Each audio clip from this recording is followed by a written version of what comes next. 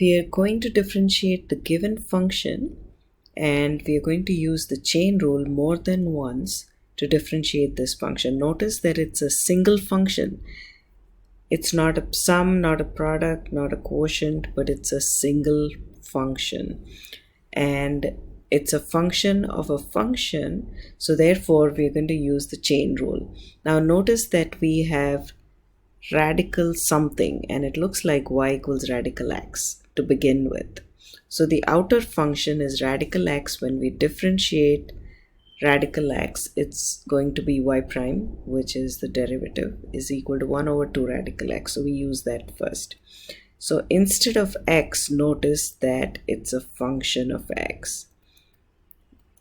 The minute you write this down, you know it's not an x, it's a function of x. So therefore, we use the chain rule and multiply with the derivative of the inner function that I've just underlined. So it's going to be x squared plus 1 to the 5th power plus 2x.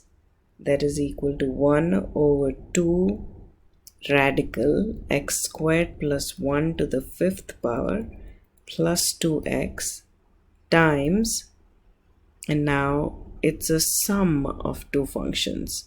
So we differentiate the first function plus the derivative of the second function.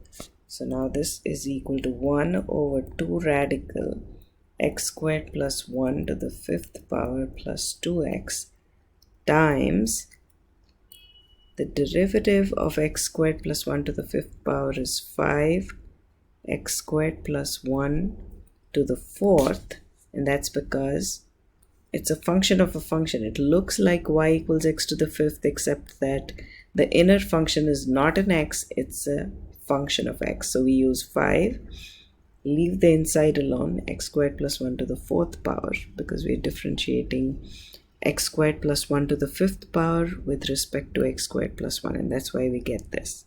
But then we use the chain rule by multiplying with the derivative of the inner function, x squared plus 1 plus d by dx of 2x is 2. We have one more step where we go 1 over 2 radical x squared plus 1 to the 5th power plus 2x times 5 x squared plus 1 to the 4th power times d by dx of x squared plus 1, which is 2x plus 2. And that ends the differentiation. The only thing we could possibly do is write this whole thing as 10x times x squared plus 1 to the 4th power plus 2.